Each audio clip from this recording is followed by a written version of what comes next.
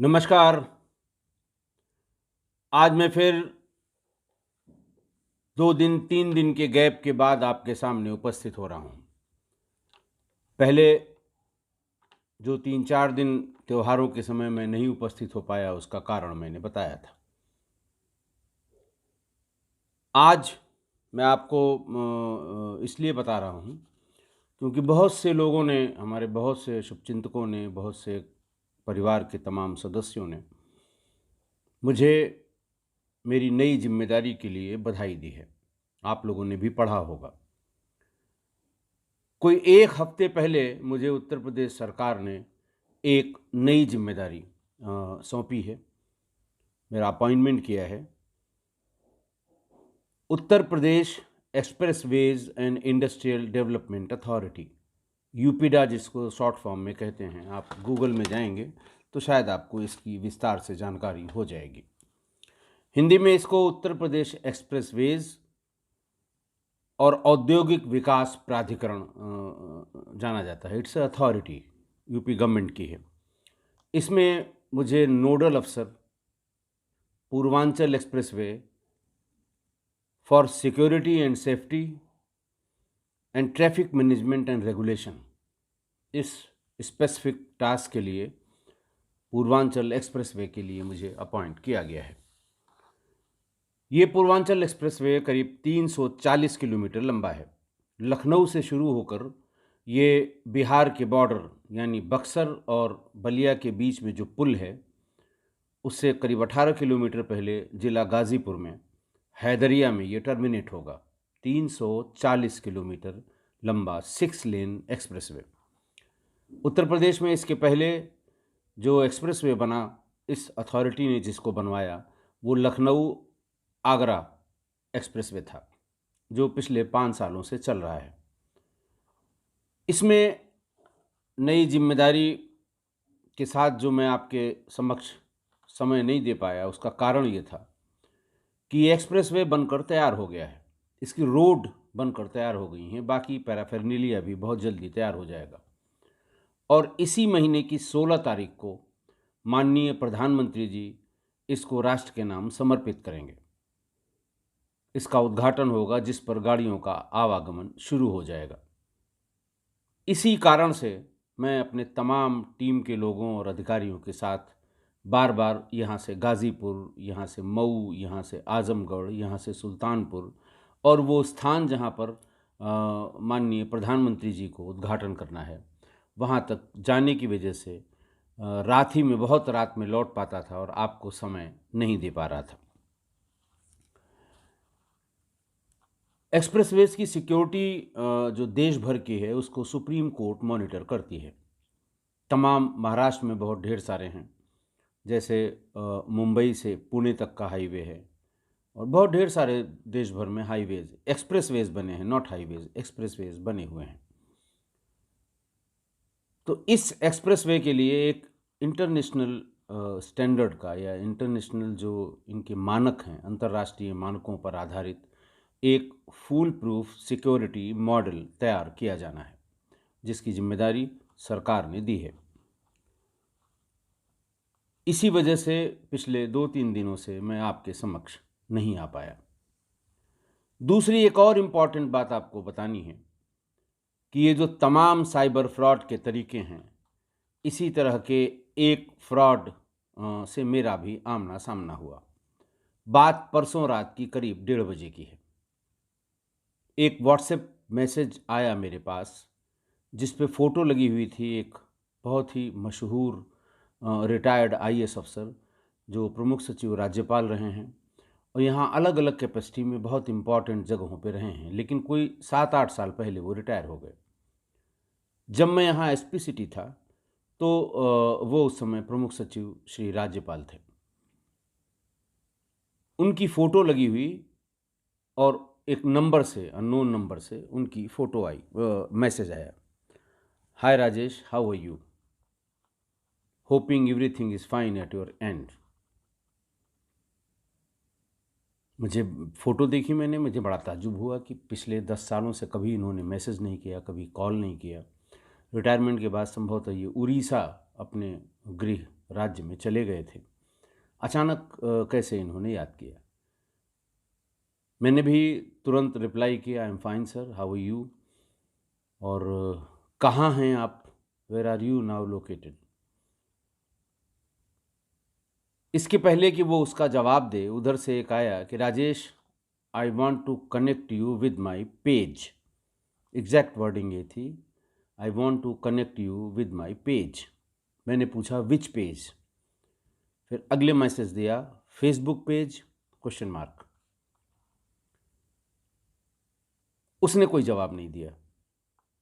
मुझे थोड़ा अटपटा लगा, क्योंकि वो इतने शालीन, सज्जन, वेल बिहेव्ड IAS अफसर रहे हैं। उनकी बड़ी अच्छी रेपुटेशन उत्तर प्रदेश काडर में रही है। मैंने इसके पहले कि मैं कुछ कहता, उन्होंने एक मैसेज दिया कि Rajesh, just to connect you from my connect you to my page, you will get a 6-digit number, code number.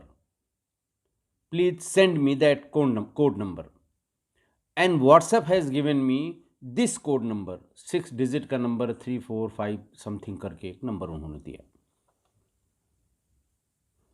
मुझे थोड़ा सा अटपटा सा लगा कि इतने दिनों बाद कोई आदमी मुझे अपने किसी पेज से, जिसका नाम भी नहीं बता रहा है वो, क्योंकि अगर वो फेसबुक पेज बताते तो मैं कहता सर लिंक भेज दीजिए, मैं ऐड हो जाऊंगा। थोड़ा सा अटपटा लगा। मैंने उस नंबर को कॉल किया, वो नंबर बंद था। फिर मैंने उस पर व्हाट्सएप कॉल की, तुरंत कट गया और मैसेज आया कि right now I am in a video conference, will talk to you later. रात में 1:30 बजे एक रिटायर्ड अफसर, IAS अफसर, जो 6-7 साल पहले रिटायर हो गया हो, कौन सी वीडियो कॉन्फ्रेंसिंग करेगा। फिर मैंने जवाब लिखा, sir just wanted to speak to you. उसका मैसेज आया कि the code number has a time limit, please send me immediately, I have send you my code number. मैंने फिर व्हाट्सएप कॉल मिला दी। उसके तुरंत बाद उसने मेरा नंबर ब्लॉक कर दिया। मेरी समझ में नहीं आया। मुझे ध्यान आया कि मुझसे करीब 15 दिन पहले एक हमारे परम मित्र हैं, उन्होंने मुझे एक समस्या बताई थी। उन्होंने कहा, भाई साहब मेरा व्हाट्सएप हैक हो गया। हमने कहा ये संभव नहीं है, end to end encrypted WhatsApp कैसे आपका हैक हो जाएगा। बोले साहब मेरा व्हाट्सएप मेरे फ़ोन पर नहीं चल रहा है, पर ये चल कहीं और रहा है, क्योंकि उस पर मेरी तस्वीर है और वो हमारे जो फ्रेंड्स हैं उनसे बात कर रहा है, तरह तरह की बातें उनसे पूछ रहा है। लोगों ने फ़ोन करके मुझे बताया, मैं हैरान हूँ। तो मैंने कहा फ़ौरन ऐसा काम करिए कि जिन लोगों से बातचीत उसकी हो रही है उनसे स्क्रीनशॉट मंगा के कल आप साइबर सेल में इसकी शिकायत कर दें, और तब तक के लिए अपना फ़ोन ऑफ कर दें, फिर ऑन करें, हो सकता है ठीक हो जाए। क्योंकि इस तरह की बात मुझे पता नहीं थी। उन्होंने फ़ोन ऑफ कर दिया। सवेरे उन्होंने बताया कि साहब मैं सुबह तक फ़ोन हमारा ऑफ रहा, लेकिन मेरा व्हाट्सएप चल रहा है। मेरा नहीं, जो मेरे नाम का जिस व्हाट्सएप को मैं जिक्र कर रहा हूँ, जिसने भी हैक किया है वो उसको चला रहा है, और बराबर मेरे कांटेक्ट में जो जो लोग हैं उनसे सबसे बात कर रहा है। मेरे रिश्तेदारों में जो महिलाएं हैं, मेरी भाभी हैं या बाकी लोगों से वो बराबर बात कर रहा है, तरह तरह की सूचनाएं उनसे मांग रहा है। तो मैंने कहा वो साइबर क्राइम वाले ही ये समझ पाएंगे, मेरी जानकारी में इस तरह का कोई फ्रॉड नहीं है। मैंने फ़ौरन गूगल उठाया, परसों रात में ही करीब 2 बजे के आसपास गूगल किया, फ़ौरन गूगल पर आ गया कि ये व्हाट्सएप का नए तरह का फ्रॉड है। इसका नाम है व्हाट्सएप OTP फ्रॉड, और कहीं कहीं इसका नाम लिखा है गूगल में व्हाट्सएप OTP स्कैम। और इसके बारे में पूरी जानकारी ये दी हुई है इंडिया टुडे में।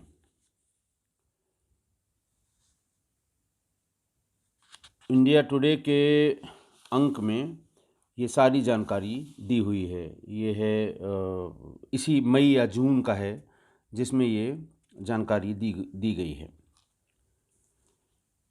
6 अप्रैल 2021 के इंडिया टुडे के एडिशन में इस फ्रॉड की पूरी जानकारी दी है। आप नेट पे चले जाएं और इसको सर्च करें।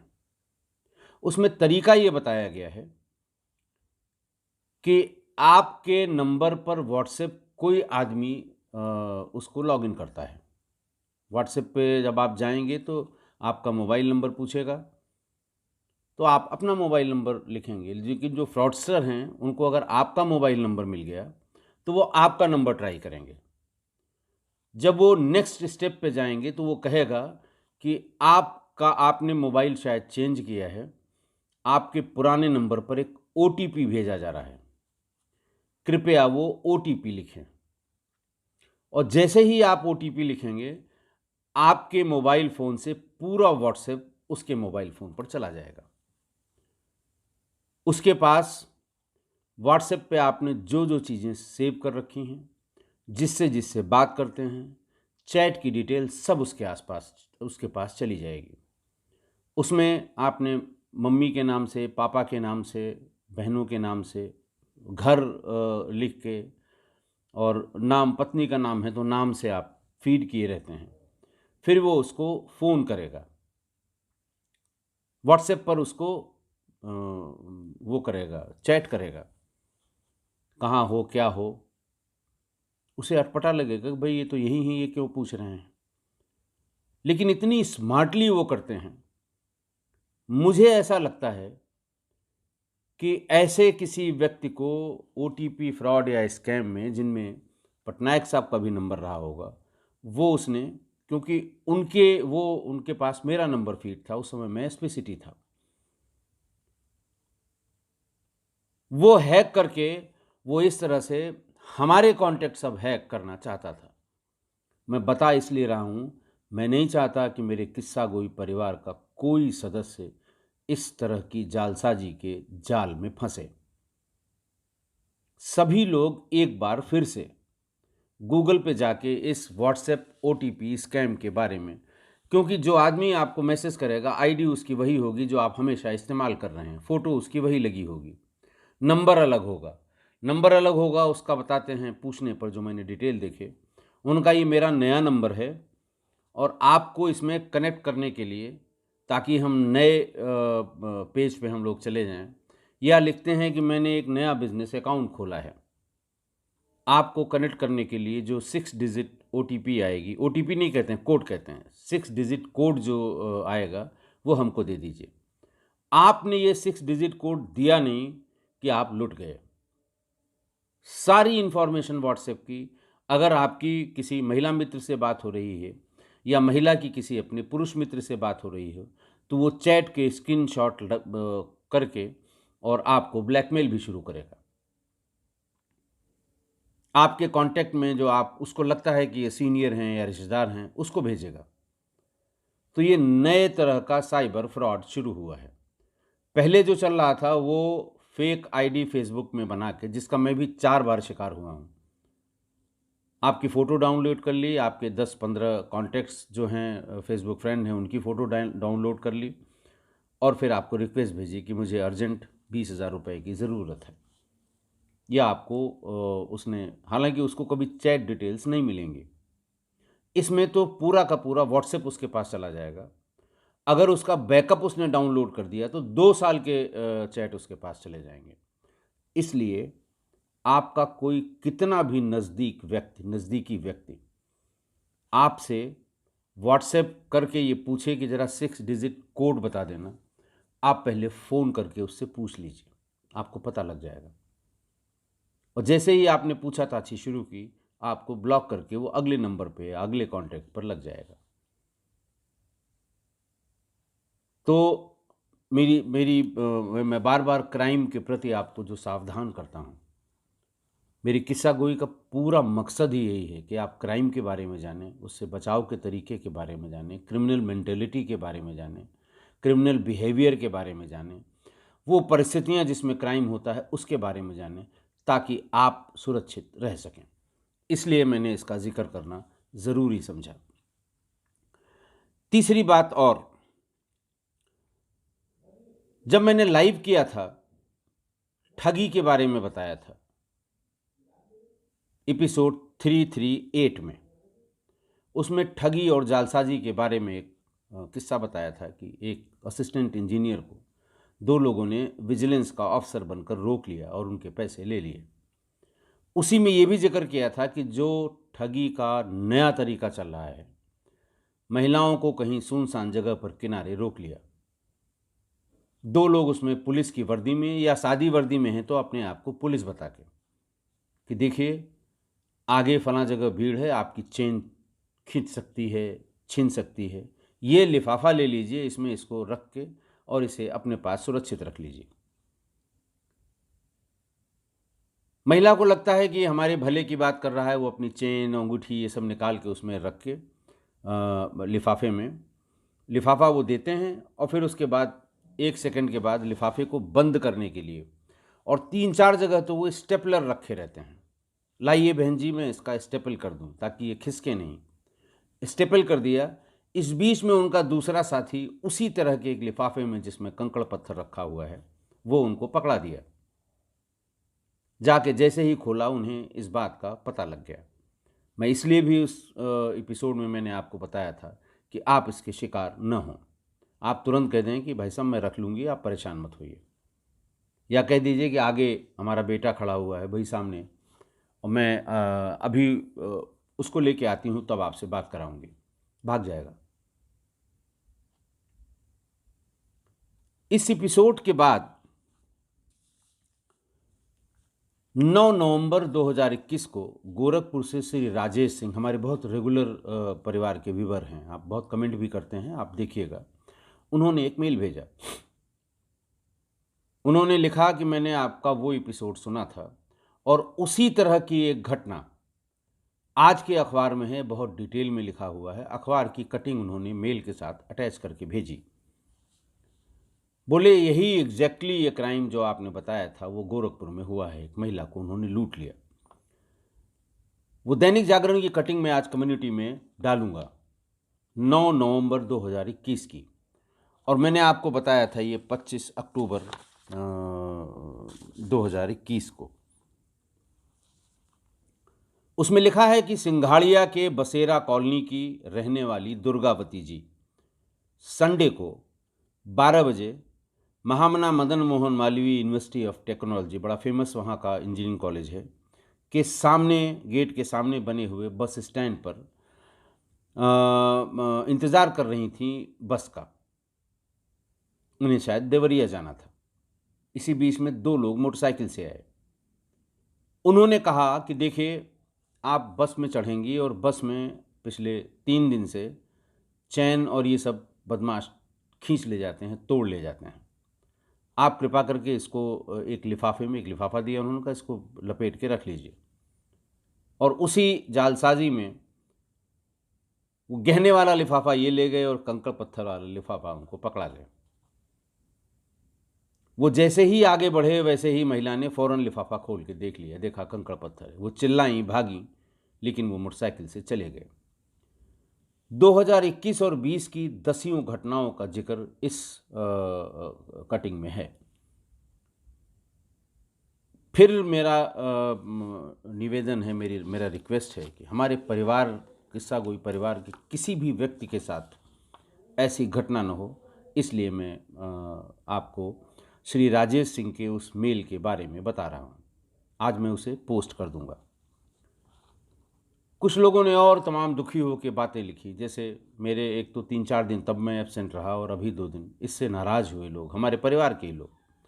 बुलेट राजा लिखते हैं कि साहब आप 4-5 एपिसोड रिकॉर्ड करके रखा करिए और जिस दिन आपको ना आना हो उस दिन उनको अपलोड कर दिया करिए, इससे आपकी कंटिन्यूटी बनी रहेगी। राजा भाई, बड़ा कठिन होता है कि हम जो है किसी घटना के बारे में, जिसके बारे में आपको बता रहे हैं, उसके फैक्ट्स को पहले जान लें। पुरानी पेपर कटिंग्स ढूंढनी पड़ती हैं, अपनी डायरी को देखता हूँ, कोशिश करता हूँ कि हो सकता है ये नेट पे मिल जाए, ताकि फैक्ट्स को कोई चैलेंज न करे। इस पूरी प्रोसेस में 1.5-2 घंटे लग जाते हैं। और अगर मैं 3-4 या एक भी अगर एक दिन में स्टैंड बाय के रूप में रिकॉर्ड करूँगा तो समय लगेगा। मैं तो सिर्फ इसलिए इतना अपना अभी रिकॉर्ड करूँगा, फिर इसको अपलोड करूँगा, थंबनेल इसमें लगेगा, तब आपके पास तक पहुँचेगा। 2-2 ढाई घंटे इसमें लग ही जाते हैं। ये सही है कि मैं देर में करता हूँ, रात में करता हूँ, और अब नई जिम्मेदारी हो गई है तो हो सकता है समय कम मिले। मैं पहले ही बता दूं कि चूंकि 16 तारीख को माननीय प्रधानमंत्री जी पूर्वांचल एक्सप्रेसवे को देश के नाम समर्पित करेंगे, उद्घाटन करेंगे। इस बीच में हो सकता है अपने विभागीय कार्य से, अपने नए दायित्व के कारण, और जब भी मैं शाम को 6 बजे के बाद 2 घंटे के लिए भी फ्री रहता हूँ तो मैं ज़रूर रिकॉर्ड करता हूँ। इतने दिनों से हो रहे, करीब इधर 3-5-6 दिनों को छोड़ दीजिए, मैंने कभी इस तरह का कोविड होने के दौरान को छोड़कर कभी इस तरह मैंने मिस नहीं किया होगा। उस समय जब मैं पीलीभीत में स्टे करता था तब ज़रूर मैं बता के गया था कि साहब वहाँ संभव नहीं है, नेटवर्क वहाँ नहीं है पीलीभीत में, इसलिए 2-4-6 दिन के लिए। लेकिन इस बीच में जो इरेगुलर हुआ हूँ उसका ये कारण है। एक और हमारे किस्सा गोई परिवार के सदस्य हैं, परसों का उनका कमेंट पढ़िएगा। श्री महेश सिंह ये आईडी है। उन्होंने लिखा कि देखिए, मैंने आपके चैनल को कभी सब्सक्राइब नहीं किया, लेकिन मैं देखता रहता हूँ।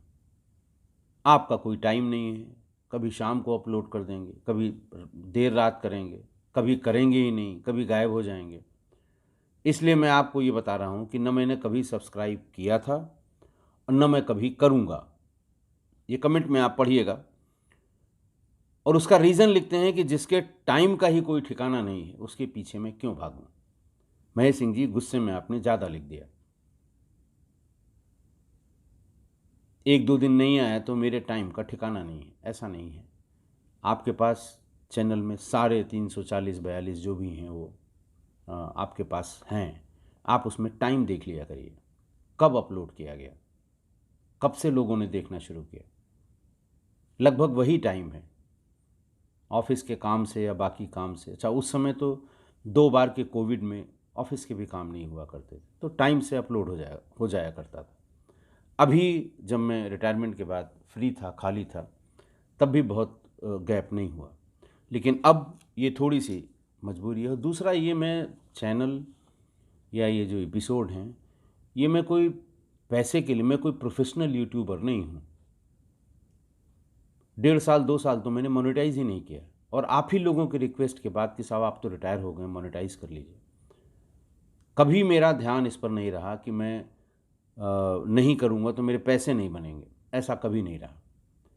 मैं तो सिर्फ ये चाहता हूँ कि हमारे से जुड़े हुए सभी लोग, हमारे परिवार के सभी लोग, किसी न किसी तरह की क्राइम से उनका बचाव कैसे होगा, इसलिए मैं इतनी मेहनत करके आपके सामने क्राइम की घटनाएं ले आता हूँ। मेरा कोई मैंने बहुत बार बताया कि मैं प्रोफेशनल यूट्यूबर नहीं हूँ, मेरे पास कोई टीम नहीं है। मैं अपनी याददाश्त और फैक्ट्स को स्ट्रेट करके आपके सामने क्राइम की वो घटनाएं ले आता हूँ जिससे आपको थोड़ा सबक मिले, आप थोड़ा सावधान हों, आपके दिमाग में वो चीज़ बनी रहे। अब आज की वारदात, काफ़ी टाइम हो गया। आज की वारदात फिर है लखनऊ की। थाना है कृष्णानगर, मोहल्ला है किला मोहम्मदी, और तारीख है 22 अक्टूबर 1998। बीकर सेक्शन के लिए बनी कॉलोनी में मकान नंबर E108M में कांस्टेबल सूर्य नारायण चतुर्वेदी का परिवार रहता था।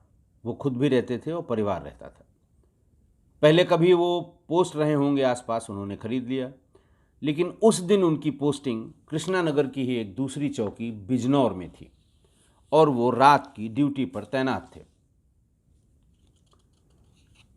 सवेरे सवेरे करीब 8 बजे इनके ठीक पड़ोसी यतीन्द्र कुमार त्रिपाठी ने पुलिस को सूचना दी कि साहब, हमारे जो पड़ोसी हैं श्री नारायण चतुर्वेदी जी, सूर्य नारायण चतुर्वेदी जी, इनके पूरे परिवार की हत्या हो गई है, जबकि चतुर्वेदी जी ड्यूटी पर अपनी चौकी पर हैं। इतना सुनना था, इंस्पेक्टर गिरते पड़ते तुरंत पहुंचे। बड़ी घटना थी, एक पुलिसकर्मी के परिवार की हत्या थी। आप समझ सकते हैं कि पुलिसकर्मियों में आक्रोश आने में समय लगता नहीं है।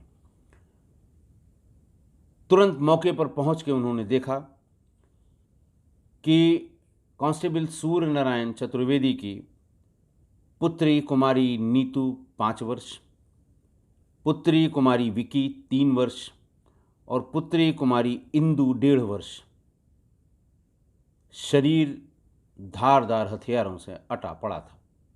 तीनों की मृत्यु हो गई थी। उनकी पत्नी सीता देवी, जिनकी उम्र 28 साल थी, वो भी अचेत अवस्था में घायल पड़ी हुई थी। ऐसा लग रहा था शायद इनकी मृत्यु हो गई। सिपाहियों ने, बाकी लोगों ने देखा तो उनकी सांसें चल रही थीं। फौरन उन्हें अस्पताल के लिए भेजा गया। इतनी गंभीर घटना थी। और चौथी लड़की इनकी कुमारी रिंकी, जिसकी उम्र करीब 8 साल थी, वो एक कोने में दुबकी बैठी हुई थी। वो मानसिक रूप से दिव्यांग थी, मंदबुद्धि थी और उसकी ग्रोथ, मेंटल ग्रोथ न के बराबर थी। उससे पूछने का प्रयास किया गया, लेकिन वो कोई भी चीज़ न समझ पा रही थी, न बता पा रही थी। इतनी बड़ी घटना कि एक सर्विंग कांस्टेबल, जिसकी तैनाती उसी थाने के दूसरे चौकी पर है, उसके परिवार की हत्या हो जाए, लगभग पूरे परिवार की। आईजी जोन थे उस समय करमवीर सिंह, वो भी भागते दौड़ते मौके पर पहुंचे। डीआईजी रेंज थे श्री A.K. गुप्ता, वो भी मौके पर। एसएसपी लखनऊ उस समय थे A.K.D. द्विवेदी साहब, वो भी पहुंचे। एसपी सिटी थे श्री सुभाष बघेल, मुझसे एक बैच सीनियर हैं। आईजी झांसी हो के वो भी रिटायर हो गए। ऊपर सारे लोग रिटायर, करमवीर सिंह साहब भी रिटायर हो गए, A.K. गुप्ता साहब भी रिटायर हो गए, A.K.D. द्विवेदी साहब भी रिटायर हो गए, बघेल साहब भी रिटायर हो गए। और एसपी आ रहे थे विजय भूषण, वो आईजी हो के वो भी रिटायर हो गए। मैं एसटीएफ में था।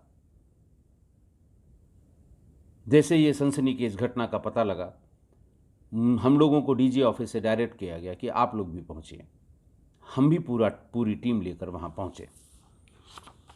वहां घर के भीतर एक कोने में एक फावड़ा रक्त रंजित पड़ा हुआ था। किसी के कुछ समझ में नहीं आ रहा था। सीता देवी यानी सूर्य कुमार चतुर्वेदी की जो पत्नी थी, वो सूर्य नारायण चतुर्वेदी की जो पत्नी थी सीता देवी, उनके गर्दन में गंभीर घाव था। होश में थी लेकिन वो कुछ बोल नहीं पा रही थी। कोशिश की गई कि कागज कलम दिया जाए, शायद वो बताएं, क्योंकि वही चश्मदीद गवाह हैं पूरी घटना की। लेकिन वो कुछ न लिख पा रही थी, न बोल पा रही थी, न समझ पा रही थी। कांस्टेबल सूर्य नारायण चतुर्वेदी को उनके ड्यूटी स्थान से खबर करके गाड़ी भेजकर उन्हें मौके पर लाया गया। वो भी बेचारा वहां पहुंच के अपने परिवार की हालत देखकर विक्षिप्त हो गया। थोड़ी देर में उसने कहा कि साहब, मेरा एक भतीजा प्रदीप भी साथ में रहता था, उसका नहीं इसमें कहीं पता लग रहा है, वो कहां पर है। चूंकि ये बात वहां मौजूद किसी पुलिस अधिकारी को नहीं पता थी कि इनका कोई भतीजा है जो इनके साथ ही पिछले साल भर से रह रहा है। उन्होंने उसका हुलिया पूछा, क्या पहने हुए था। बोले हम जब ड्यूटी पर गए थे तो ये पहने हुए था। उसको ढूंढना शुरू किया। तभी पड़ोस के किसी व्यक्ति ने बताया कि उसको सुबह 6 बजे बदहवास हालत में घर के बाहर भागते हुए देखा था। कहाँ गया ये पता नहीं। वायरलेस पे मैसेज किया गया, पूरी हुलिया बताई गई कि जहाँ कहीं ये व्यक्ति मिले इसको तुरंत थाने पर बिठा लिया जाए। इससे पूछताछ इस तिहरे हत्याकांड के मामले में बहुत आवश्यक है। तमाम हल्ला गुल्ला के बाद अचानक जो PRVs होती थीं, पुलिस रिस्पांस व्हीकल होती थीं, उस ज़माने में चलती थीं, आजकल तो डायल 100, 112 तमाम व्हीकल चलती हैं। उस समय यही एक व्हीकल एक थाना क्षेत्र में एक चलती थी जो गश्त किया करती थी, जिस पर वायरलेस हुआ करता था। उसने वायरलेस से कृष्णानगर थाने में सूचना दी कि बिजली पासी किले के पास के जंगल में एक लड़का संभवतः पेड़ से गिर गया था, गंभीर रूप से घायल हो गया था, उसको डिस्ट्रिक्ट हॉस्पिटल बलरामपुर भेज दिया गया। मैसेज में उसका हुलिया बताया गया कि ये कपड़ा पहने हुए है, इतनी लंबाई है, ये रंग है, इस तरह की बातें बताई गई।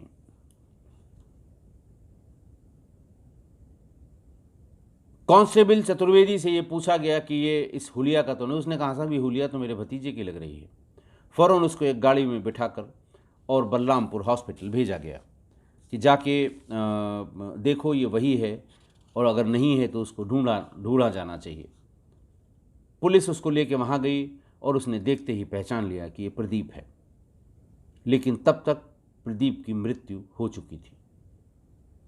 बहुत ऊंचाई से गिरने से गंभीर चोटें आई थीं और तब तक उसकी मृत्यु हो गई थी। कुल मिला के 4 लाशें हो गईं एक परिवार की, 3 बच्चियां और एक उनका चचेरा भाई, कांस्टेबल सूर्यनारायण चतुर्वेदी का भतीजा। इन चारों को सीलबंद किया गया और फिर इनको पोस्टमार्टम के लिए भेज दिया गया। पोस्टमार्टम रिपोर्ट भी आ गई। बाकी तीनों बच्चियों की शार्प एज्ड वेपन से एंटीमॉर्टम इंजरीज और ब्लीडिंग के कारण मृत्यु हुई थी, और प्रदीप की हाइट से गिरने की वजह से मल्टीपल फ्रैक्चर्स और हेड इंजरी के कारण मृत्यु हुई थी। पुलिस ने बड़ी कोशिश की, साइकोलॉजिस्ट को बुलवाया, महिला कांस्टेबल से बात कराई कि रिंकी, जिसकी 8 साल उम्र थी, 7-8 साल उम्र थी, उससे कुछ बात पूछी जाए, लेकिन सारी मेहनत बेकार हो गई। उससे कुछ भी पता नहीं लगा, वो कुछ भी बताने की स्थिति नहीं थी। जल्दी जल्दी पोस्टमार्टम कराया गया। पोस्टमार्टम रिपोर्ट लेके कांस्टेबल चतुर्वेदी 4 लाशों को लेके अपने गृह जनपद गोंडा उनके अंतिम संस्कार के लिए चले गए। इस बीच में सारा ध्यान केंद्रित किया गया, टीमें बनाई गई, गोंडा भेजी गई कि इनकी कोई पारिवारिक रंजिश तो नहीं है। बाकी यहाँ जहाँ जहाँ वो तैनात रहे वहाँ जानकारी करने के लिए कि यहाँ किसी के खिलाफ कोई कार्रवाई तो नहीं की थी। करीब 4 साल पहले इसके गांव में, गोंडा के इसके घर में डकैती पड़ी थी, जिसमें एक डकैत को मौके पर पकड़ लिया गया था। उससे भी रिलेशन देखा गया, लेकिन उसका भी पता नहीं लगा कि ये उससे कहीं से संबंधित हो। सारे लोगों को इस बात का इंतजार था कि सीता देवी कब बोलने लायक हों और कब पूरी बात, क्योंकि चश्मदीद वही थी और सिर्फ वही इस बात को बता सकती थी। डॉक्टर्स ने बताया कि वो खतरे के बिल्कुल बाहर हैं, लेकिन चूंकि गले में गंभीर चोट है, इसलिए वोकल कॉर्ड उसको रिकवर होने में थोड़ा टाइम लग रहा है। हुआ भी यही।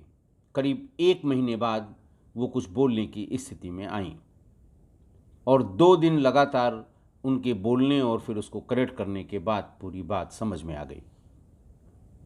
उन्होंने बताया कि रिंकी को सबने देखा कि वो है तो 7-8 साल की और बिल्कुल मंदबुद्धि है, दिव्यांग है, लेकिन उसका असामान्य रूप से शरीर का विकास हो रहा था। उसने बताया कि वो रात भर अपने बाकी बहनों को और हमको सोने नहीं देती थी, रात भर जगती थी और किसी न किसी बहाने किसी को उठाना परेशान करती थी।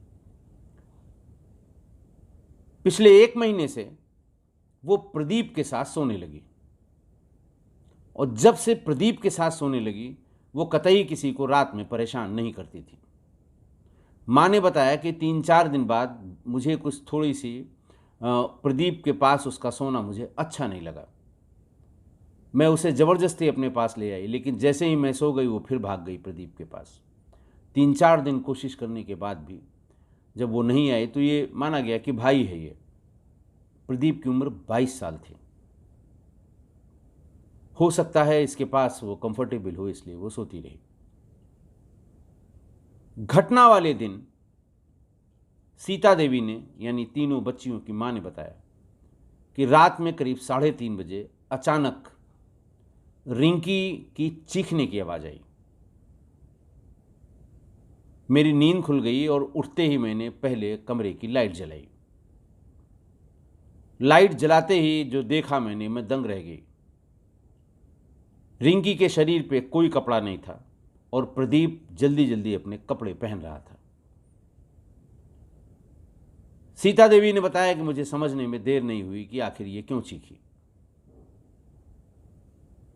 मैं गुस्से से पागल हो गई और मैंने कहा कि फौरन तुम इस घर से निकल जाओ। सवेरे तुम्हारे चाचा आएंगे, मैं सब बताऊंगी और तुम्हें यहां से सीधे गोंडा के लिए भेजूंगी। और अभी तुरंत बाहर निकलो, मैं दरवाजा बंद कर रही हूं।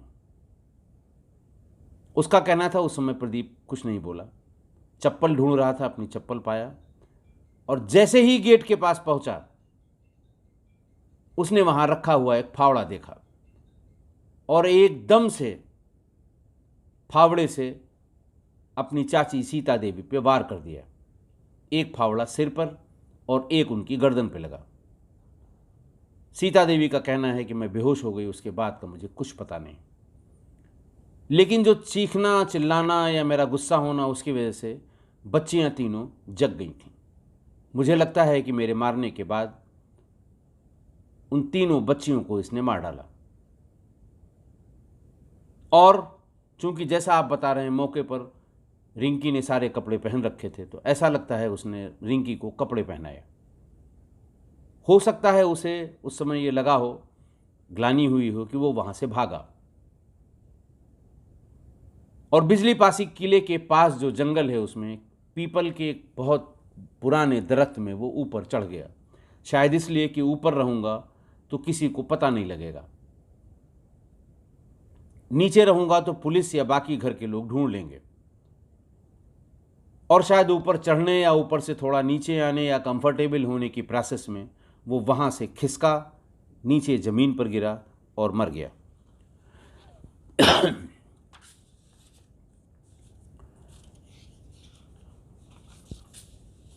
पुलिस के रिकॉर्ड में ये तीन बच्चियों की हत्या ये बंद कर दी गई, क्योंकि पुलिस के हिसाब से, और वैसे भी किसी को कोई शंका नहीं थी, जो पेपर कटिंग्स हैं मेरे पास, कि प्रदीप ने ही इन तीनों को मारा। जो वजह उनकी मां ने बताई वो भी समझ में आती है। चूंकि हत्यारा मारा गया, अपनी मौत मारा गया, इसलिए इस क्राइम को आगे बढ़ाने की कोई आवश्यकता नहीं। फाइनल रिपोर्ट लगी और तीन जान जाने के बाद फाइल बंद हो गई। आज की घटना में एक कामुक लड़के ने सारे रिश्ते नातों को तार तार कर दिया और मानवता को शर्मसार कर दिया। पकड़े जाने पर 3 मासूमों की हत्या कर दी, जिसमें से एक 1.5 साल की बच्ची भी थी। क्या कसूर रहा होगा, वो तो पहचान भी नहीं पाएगी, लेकिन उसको भी मार दिया। अपने को छिपाने के लिए कि मैं पकड़ा न जाऊं, मेरे पे किसी की नज़र न पड़े, पीपल के बड़े दरख्त पे चढ़ गया और नियति को शायद यही लगा होगा कि इसके पाप की सज़ा तत्काल ही मिल जाए। वहाँ से फिसला, नीचे गिरा और मर गया।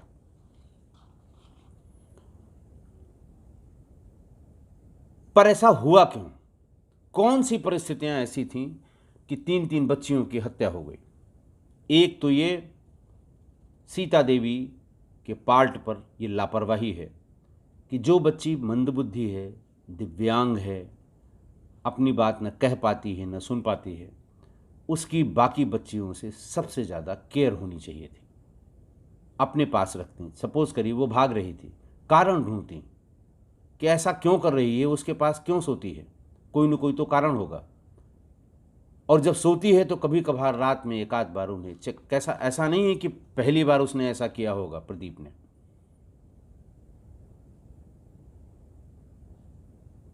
इसका कारण भी पुलिस ने जानने की कोशिश की। तो प्रदीप का जो झोला था जिसमें उसके कपड़े वपड़े थे, उसमें बहुत ढेर सारे चॉकलेट और टॉफ़ी के रैपर मिले। और भी बच्चे हैं, अगर रैपर पड़ा हुआ मिलता तो पूछते कि कौन टॉफ़ी लाया, किसने खाया। ऐसा लगता है वो जानबूझ के वो चॉकलेट और टॉफ़ी ले आता था और संभवतः जब सब सो जाते थे रात में ही, टॉफ़ी और चॉकलेट की लालच देकर उस बच्ची के साथ गलत हरकत करता था। दूसरा, मैंने हमेशा आपको बताया कि जब भी घर में बच्चियां हों, जवान हों, छोटी हों, बड़ी हों, महिलाएं हों, तो किसी भी गैर मर्द को घर की एक्सेस नहीं देनी चाहिए, चाहे वो रिश्तेदार हो, चाहे दोस्त हो, चाहे परिवार का हो।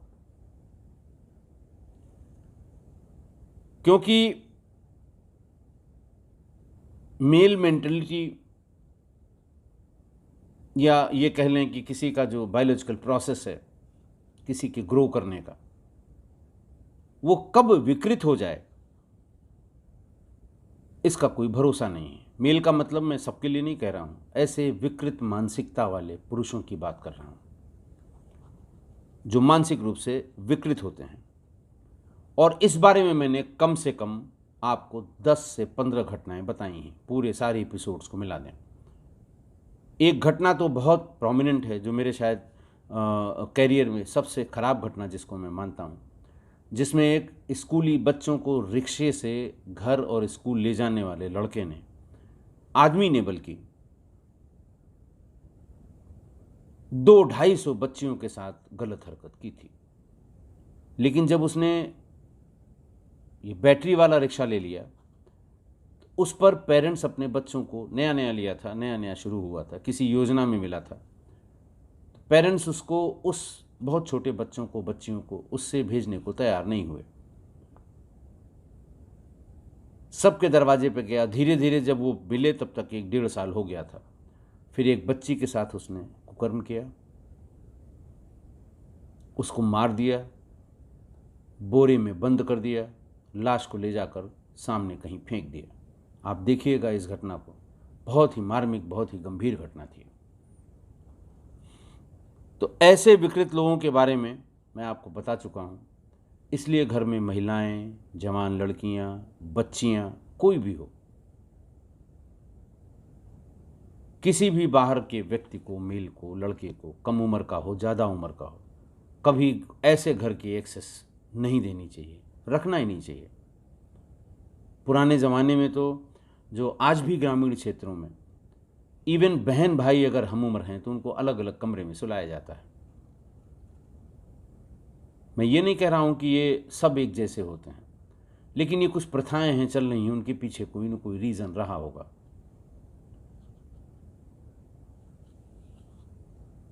और इतनी जो घटनाएं मैंने इस तरह की बताई हैं, जिनमें किसी को एक्सेस दे दी गई घर पे, और उसने सारे रिश्ते नाते तोड़कर और सारी हदें पार कर दी, ऐसे कम से कम 10-15 एपिसोड्स मैंने सुनाए हैं।